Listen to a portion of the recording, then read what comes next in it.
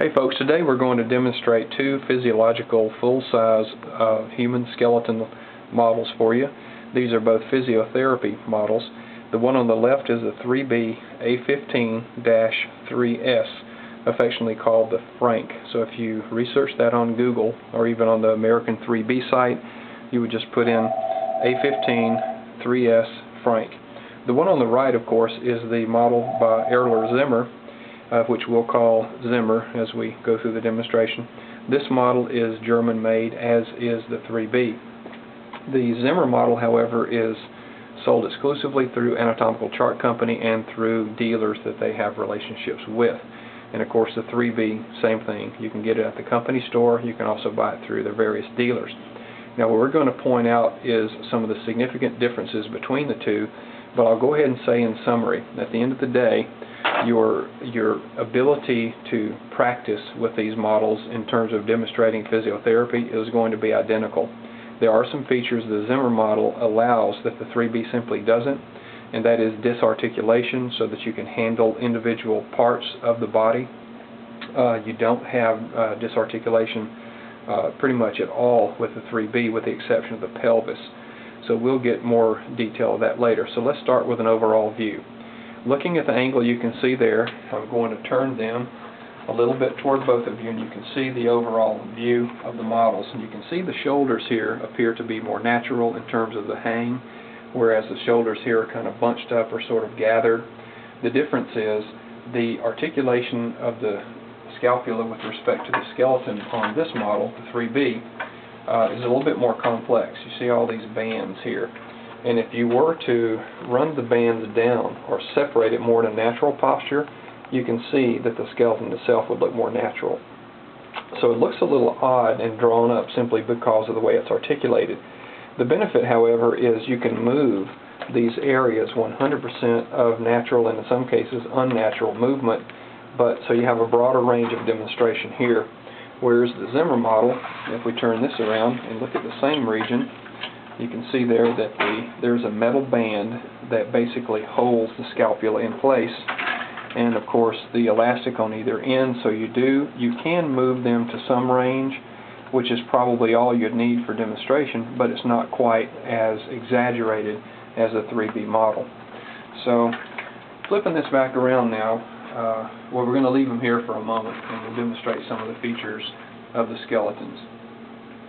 Let's talk a little bit about the spinal column and the flexibility, since that's paramount when you demonstrate physiotherapy.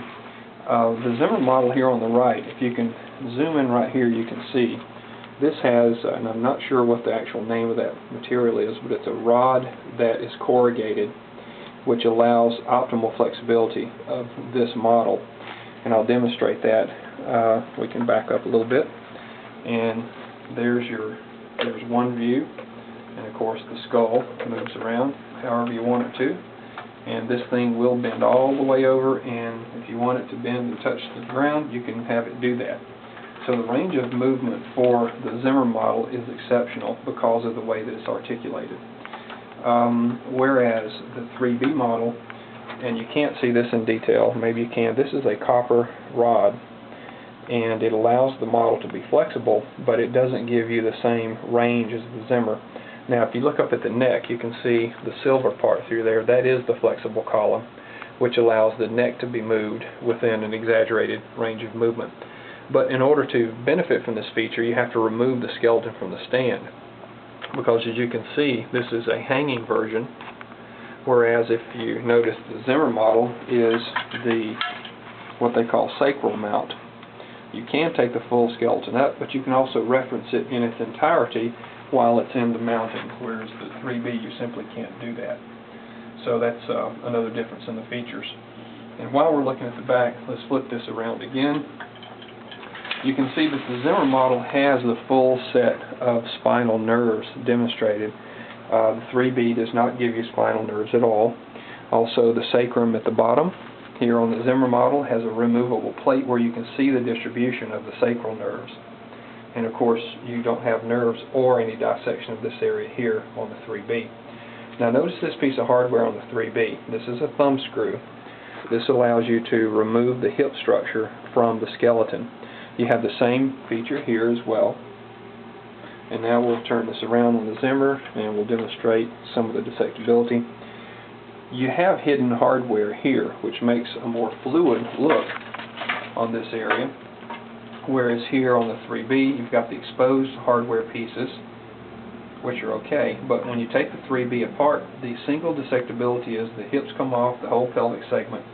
You can also dissect left to the right, and that's the end of the dissection. Referencing the dissection on the pelvis here, of course the screw we showed you on the back, you remove that, and then the entire structure falls away. Now this elastic cording in the middle is permanent, so you wouldn't be taking them apart side to side, you just have the whole lower trunk. And of course here you would be able to dissect from side to side. Now otherwise, with the dissectability, on the Zimmer model you can remove the arm, you can remove the entire leg, you can remove the lower leg, and you can remove the foot. And I'll just demonstrate that from the top. Here is an elastic nut that you simply squeeze it in, remove it like this, and of course the arm just falls away. And now you're holding a demonstratable arm in your hand, which gives you a little bit more flexibility. Okay? Now the same thing I showed you here is available in this region.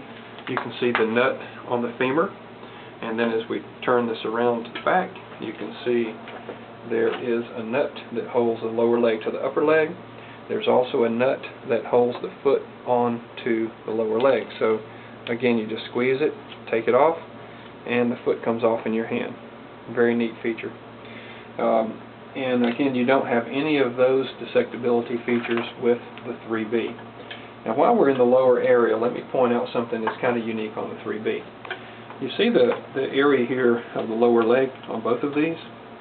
Well, you've got the multiple strands of the elastic cording on the 3B model, which gives you a natural range of movement, obviously, but it also limits your movement because you have this unique wire on the back to keep you from demonstrating too significant of an unnatural hyperextension.